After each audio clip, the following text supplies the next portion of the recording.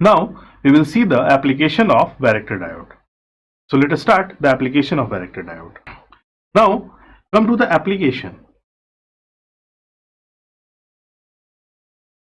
Application of varactor diode. Now you will see this is P and this is your N, and there is the variation of capacitance. This is your anode part and this is your cathode part. यही आप करते हो. आप इसमें किस चीज को vary कर रहे हो? C को वैरी कर रहे हो by using this reverse voltage. This is negative and there is positive. That is your reverse voltage that you have applied. You have applied this reverse voltage. तो इस नेगेटिव और पॉजिटिव को देने की वजह से इसके अंदर कैपेसिटेंस की वैल्यू ट्यून होती है. सो आप एक फॉर्मूला जानते हो, F इज इक्वल टू, ये होती है रेजोनेंस फ्रीक्वेंसी. रेजोनेंस फ्रीक्वेंसी, किसी को रेजोनेंस फ्रीक्वेंसी के बारे में नहीं पता है तो उसमें इतना घबराने वाली बात नहीं है. ये वो फ्रीक्वेंसी जो हम जनरेट कर रहे हैं, आप यही समझो. तो अगर हम इस फ्रीक्वेंसी को जनरेट कर रहे हैं तो इसका फॉर्मूला होता है 1/2π रूट अंडर LC. ठीक है, RC के फॉर्म में भी हम लोग इसको, जब हम लोग फिल्टर्स की बात करते हैं तो वहां पर हम देखते हैं. खैर हम उसमें नहीं जा रहे हैं, हम रेजोनेंस फ्रीक्वेंसी की बात करें जब इंडक्टर और कैपेसिटेंस में. देखिए, एक है इंडक्टर, एक है कैपेसिटर. तो मैं छोटी सी चीज बताता हूं. ये है, दिस इज मैग्नेटोस्टैटिक,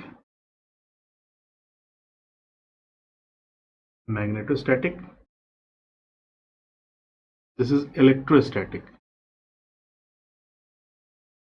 ये मैग्नेटिक फील्ड पे काम करता है, ये इलेक्ट्रिक फील्ड पे काम करता है, ये चार्जेस पे काम करता है. This is electrostatic. ये दोनों ये मैग्नेटोस्टैटिक और इलेक्ट्रोस्टैटिक, यानी कि एक है मैग्नेटिक फील्ड के लिए, एक है इलेक्ट्रिक फील्ड के लिए. दोनों मिलकर क्या देगा? EM, electromagnetic field. ठीक है, तो ये दोनों मिलकर हमको इलेक्ट्रोमैग्नेटिक फील्ड EM फ्रीक्वेंसीज देते हैं, EM फील्ड जनरेट करते हैं. सो वी कैन generate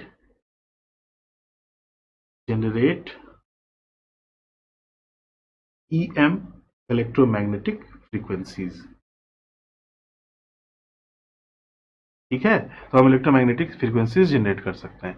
तो if you change this capacitance value, this frequency is equal to 1/2π root under LC के हिसाब से अगर हम इसको बदलेंगे तो सिंपल सी बात है, हमारा जो फ्रीक्वेंसी है वो वैल्यू भी क्या होगी? चेंज होगी. तो as you increase this value, your frequency will be tuned. Increase और डिक्रीज करेगी, इंक्रीज भी करेगी और डिक्रीज भी करेगी. कम करोगे, ज्यादा करोगे, उस हिसाब से ये फैक्टर हमारा बढ़ेगा और घटेगा. इंडक्टर पर भी डिपेंड करेगा.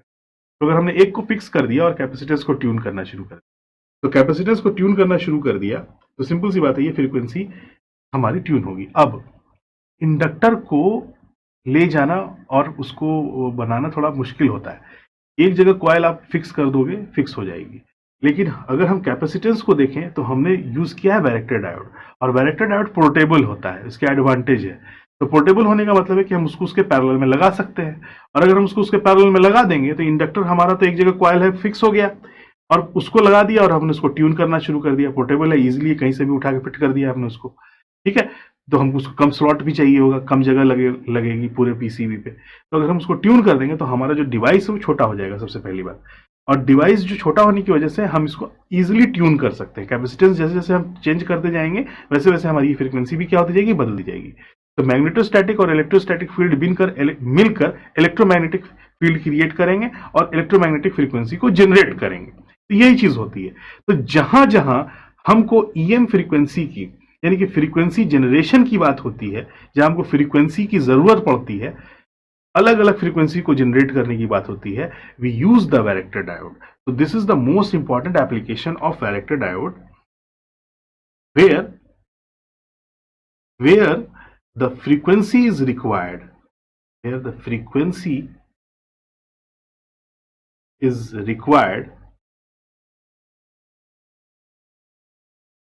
we use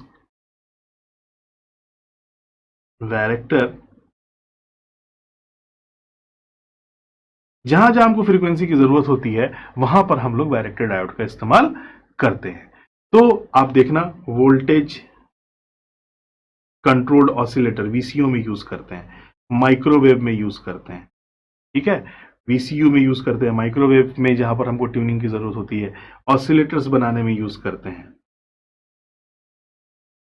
ऑसिलेटर्स बनाने में हम लोग इसका इस्तेमाल करते हैं, ठीक है।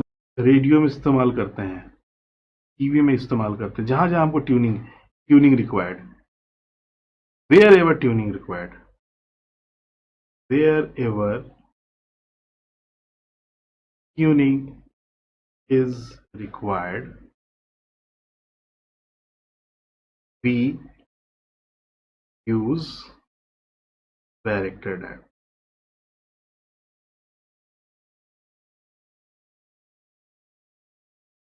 Okay, so this was the application of your varactor diode. Now we have achieved our third learning outcome, that is application of varactor diode. I hope आपको समझ में आया होगा।